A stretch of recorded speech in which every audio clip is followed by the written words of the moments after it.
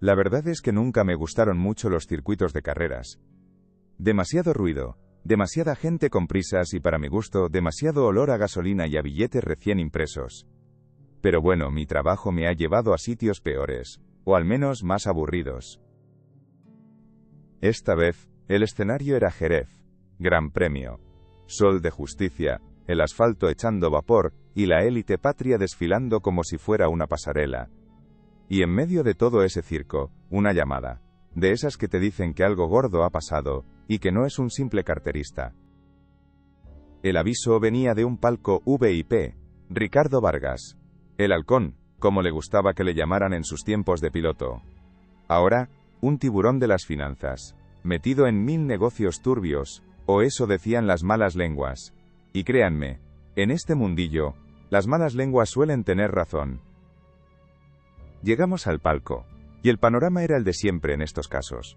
Revuelo, caras pálidas, gente cuchicheando por las esquinas. El de seguridad, un armario ropero con más músculo que cerebro, nos franqueó el paso con cara de pocos amigos. Normal, no le gustaba que le estropeáramos la fiesta a sus clientes. Dentro, tumbado en un sofá de cuero, estaba el halcón. No tenía buena pinta, no. La cara amoratada, los ojos fijos en el techo. El médico de urgencias ya estaba allí, confirmando lo obvio. Un infarto, decía. Causa natural. Como si los infartos en gente como Vargas fueran naturales. Mi compañero, el sargento Robles, un tipo con más años de servicio que yo, y una paciencia de santo, que falta hace en este trabajo, echó un vistazo rápido. No dijo nada, pero le conozco. Esa mirada significa que algo le olía mal. Y si a Robles algo le olía mal, es que apestaba. Empezamos con la ronda de preguntas. La secretaria de Vargas, una chica joven y nerviosa que no paraba de morderse el labio, dijo que lo encontró así hacía apenas 10 minutos. Que él estaba viendo la carrera que de repente se desplomó. Un drama, vamos. Preguntamos a los otros invitados del palco. Un par de empresarios con pinta de estar acostumbrados a que les resuelvan los problemas con dinero. Su versión, la misma. Estaban fuera, en la terraza, viendo la carrera. No vieron nada raro, solo escucharon un grito de la secretaria. Robles se acercó al cuerpo. Con cuidado, como si no quisiera molestar al finado en su descanso. Miró las manos, el cuello. Me hizo una señal con la cabeza. Algo había visto, algo que el médico, con toda su prisa por cerrar el caso, había pasado por alto. Una marca casi imperceptible en el cuello, como un pequeño pinchazo, y en una de las manos, un leve rastro de polvo blanco bajo las uñas. Suficiente para que a Robles se le encendiera la bombilla. Y a mí también. Esto ya no era un infarto.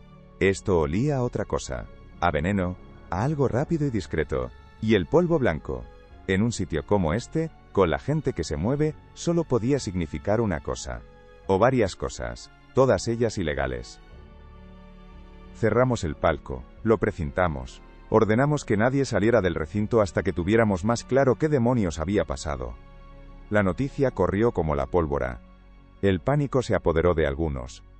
Otros, los que tenían algo que esconder, intentaban disimular. Empezamos a investigar a Vargas. Su vida era un nudo gordiano de negocios, deudas, enemistades y vicios caros. Apuestas ilegales, sí. Tráfico de influencias, también. ¿Drogas? Eso era nuevo, o al menos, no tan público. Pero el rastro del polvo blanco apuntaba a ello. Vargas se movía en las altas esferas, codeándose con gente que nunca salía en los periódicos por sus asuntos, sino por sus fiestas benéficas y sus colecciones de arte. Pero detrás de esa fachada de glamour, había un submundo oscuro donde el dinero fácil y el riesgo eran el pan de cada día. Las apuestas en el circuito no eran solo sobre quién ganaba la carrera. Había apuestas sobre todo, si llovía, si había un accidente en la primera curva, si un piloto concreto abandonaba. Y las sumas que se movían, mareantes. Vargas era uno de los grandes apostadores, pero también uno de los que facilitaba las apuestas. Robles consiguió acceso a los registros de llamadas de Vargas, un montón de números encriptados, llamadas a paraísos fiscales, y un número que se repetía mucho. Pertenecía a un tal El Mudo. No era un nombre que inspirara confianza precisamente. El Mudo era conocido en los bajos fondos como un tipo que arreglaba problemas, no con palabras, sino con métodos más directos. Y no trabajaba para cualquiera, solo para gente con mucha pasta y muchos secretos que guardar.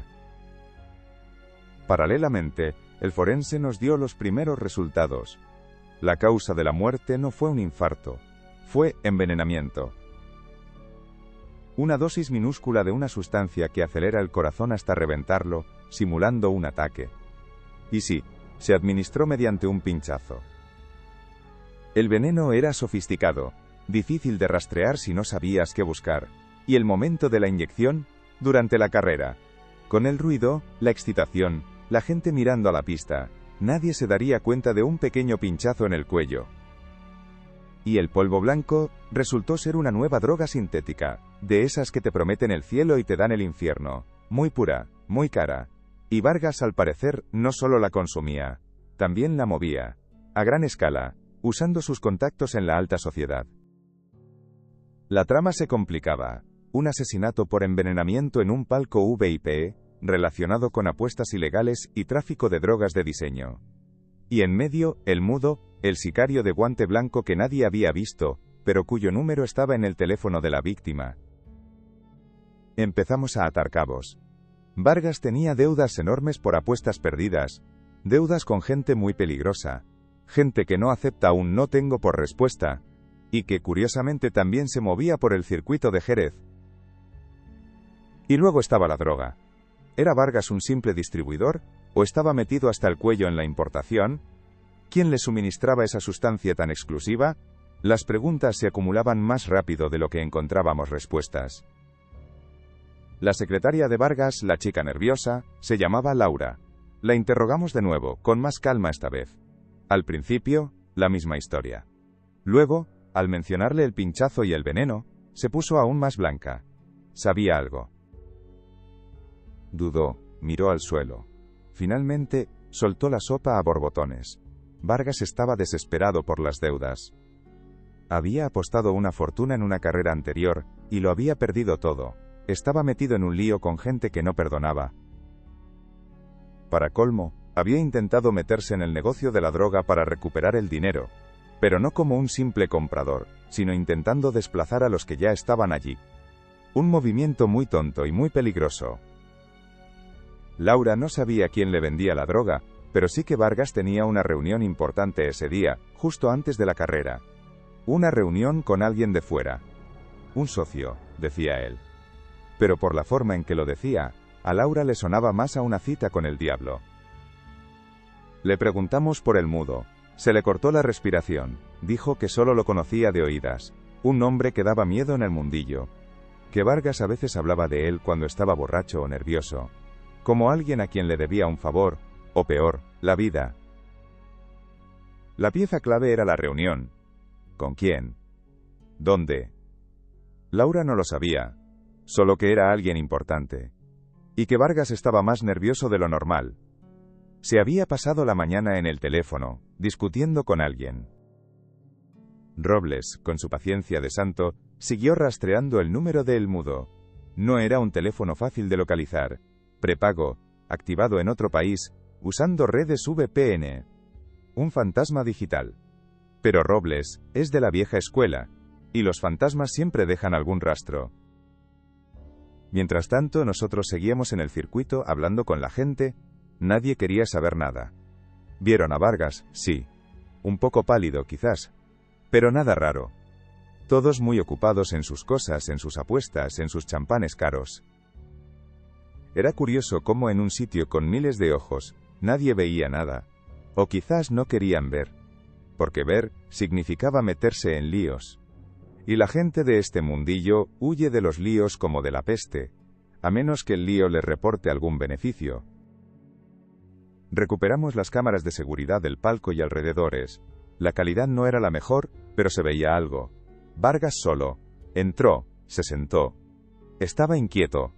Miraba el teléfono cada 2 por 3. Luego, entró alguien. La cámara no captaba bien la cara.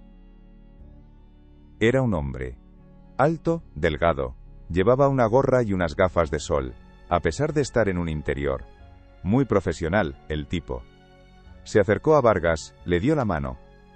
Estuvieron hablando un par de minutos. Vargas parecía nervioso, pero aliviado a la vez. En un momento dado, el hombre sacó algo pequeño de su bolsillo, se lo dio a Vargas. Un paquete pequeño, envuelto. Vargas lo cogió con disimulo.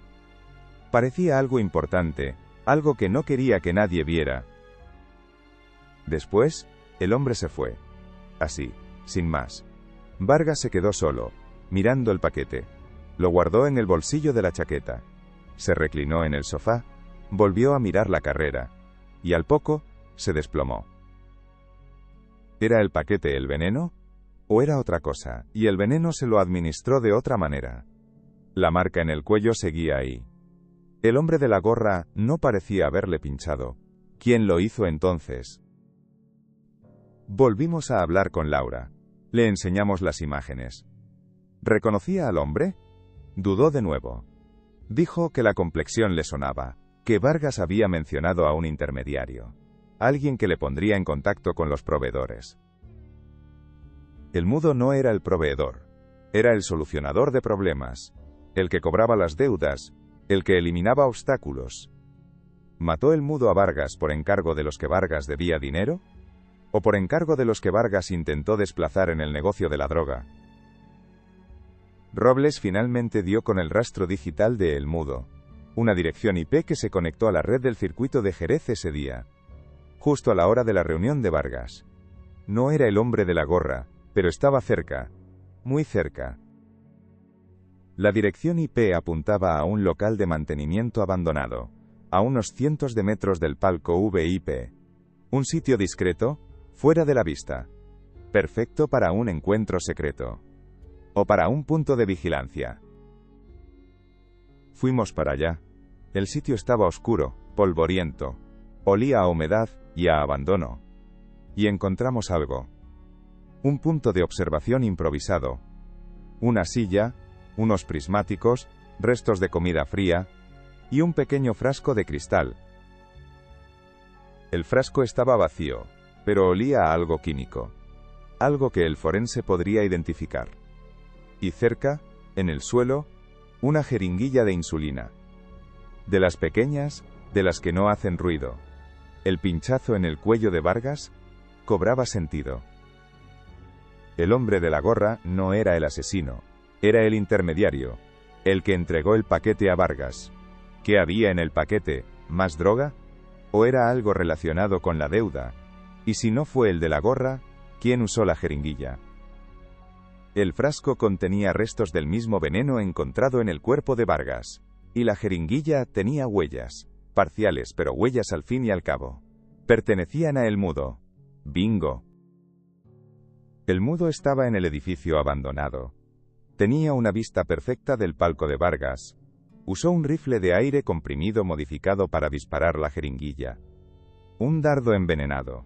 Limpio, silencioso, letal. El golpe perfecto. ¿Pero por qué? ¿Quién dio la orden? El Mudo era solo la herramienta. Detrás de él tenía que haber alguien con el motivo y el dinero para pagar por un trabajo así. Alguien que se movía en los mismos círculos que Vargas. Revisamos la lista de invitados al palco de Vargas. Los empresarios que entrevistamos al principio. Tenían deudas con Vargas, sí, pero no tan grandes como para matarlo.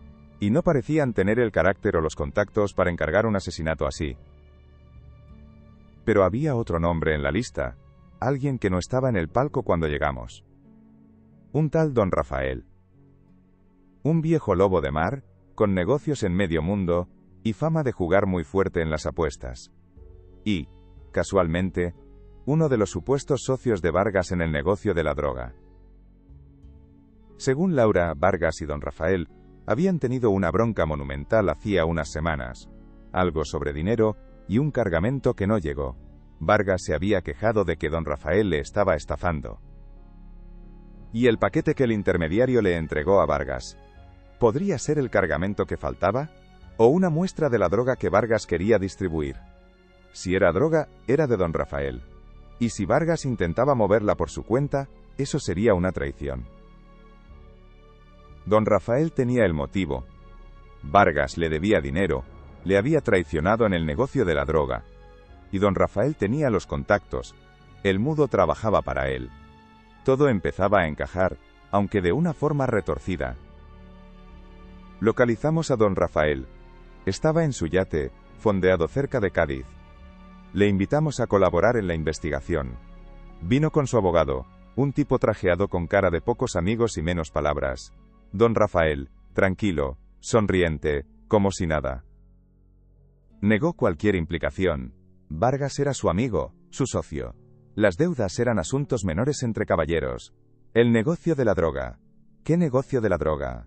Él era un hombre de negocios honrado, dedicado a la importación-exportación de cosas. Le preguntamos por el mudo. Su sonrisa se tensó un poco. Dijo que no le sonaba, que él trataba con gente seria. Su abogado intervino, recordándonos los derechos de su cliente. La conversación llegó a un punto muerto. Sabíamos que era él. Teníamos las huellas del mudo, teníamos el rastro digital en el circuito, teníamos el motivo. Pero nos faltaba la conexión directa con don Rafael. Algo más allá de las palabras de una secretaria asustada. Robles tuvo una idea. La droga que movía Vargas, la del polvo blanco. Si era tan exclusiva, tan pura, tenía que tener un sello distintivo. Algo que la diferenciara de otras. El forense lo confirmó. Era un compuesto con una molécula rara, casi única. Esa molécula era como el DNI de la droga.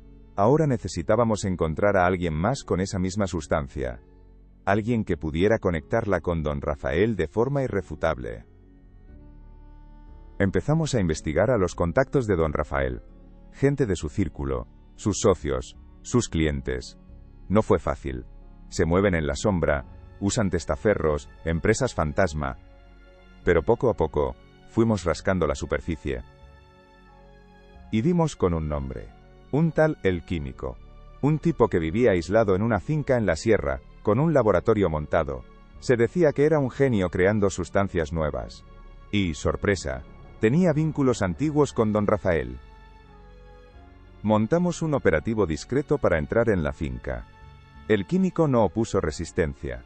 Estaba metido en su mundo rodeado de matraces y probetas. Y allí, en una de las estanterías, encontramos frascos con la misma molécula rara. El Químico confesó. Don Rafael le encargó la sustancia. Una versión mejorada de un veneno antiguo. Discreta, rápida, letal. Y sí, se la suministraba exclusivamente a él. El Químico era el eslabón que necesitábamos. Con la confesión del Químico y las huellas de El Mudo, teníamos el caso casi cerrado. Don Rafael encargó el veneno al Químico, se lo dio a El Mudo, y éste lo usó para matar a Vargas durante la carrera en Jerez. ¿El motivo? La deuda de Vargas, su intento de traición en el negocio de la droga, y quizás, un ajuste de cuentas por algo más viejo. En este mundillo, los motivos se acumulan como las deudas. Faltaba El Mudo. Un fantasma pero con huellas. Sabíamos que no tenía un domicilio fijo. Se movía constantemente. Pero Robles, el santo de la paciencia, siguió tirando del hilo digital. Encontró un patrón. El Mudo usaba siempre la misma red de cibercafés discretos para conectarse. Siempre a horas intempestivas. Y siempre en la misma zona de la ciudad. Una zona con hoteles baratos y poca vigilancia. Montamos una vigilancia en la zona. Días y noches. Frío, café malo, horas muertas. El glamour de la investigación, ya saben. Pero valió la pena. Una noche, vimos a un tipo entrar en uno de esos cibercafés. Alto, delgado, con una gorra. Podría ser él. Esperamos a que saliera. Cuando lo hizo, Robles le abordó. El Mudo, ¿verdad? El tipo intentó correr, pero estábamos listos. Forcejeó, pero no llevaba armas. Solo una mochila con un portátil y varios teléfonos. En comisaría, El Mudo no habló. Ni una palabra. De ahí su apodo, supongo. Pero su silencio decía mucho. Y los datos de sus teléfonos y portátil decían aún más. Registros de comunicaciones con don Rafael. Transferencias de dinero. Coordenadas de reuniones. Teníamos la cadena completa. El químico fabricó el veneno. Don Rafael lo encargó y se lo dio a El Mudo. El Mudo mató a Vargas. ¿Y el motivo? Dinero, poder, traición en el oscuro negocio de las apuestas y las drogas. Con las pruebas en la mano, fuimos a por don Rafael. Esta vez no estaba tan sonriente. Su abogado seguía allí, pero con la cara aún más larga. Le presentamos las pruebas, las huellas, la confesión del químico, los datos del Mudo. Don Rafael intentó negarlo todo, pero las pruebas eran contundentes. Al final, su abogado le aconsejó que colaborara. Confesó, a su manera. Dijo que Vargas se había vuelto un problema, que no dejaba de deberle dinero, y que intentaba hacer negocios a sus espaldas. La muerte de Vargas en el circuito fue un mensaje, un aviso para otros que pensaran en traicionar a don Rafael. En este mundillo, los negocios se hacen con sangre, y cuanto más arriba estás, más sucia está el agua. Don Rafael y el Mudo acabaron entre rejas. El químico, por colaborar, tuvo una pena menor. La alta sociedad de Jerez siguió con sus fiestas, como si nada hubiera pasado. La alfombra bajo la que esconden la suciedad es muy grande. Volví a mi comisaría, al papeleo de siempre. Otro caso cerrado. Otro vistazo al abismo que se esconde bajo la superficie pulida. Y la certeza de que, en este trabajo, nunca dejas de sorprenderte de lo que la gente es capaz de hacer por dinero. O por no pagarlo.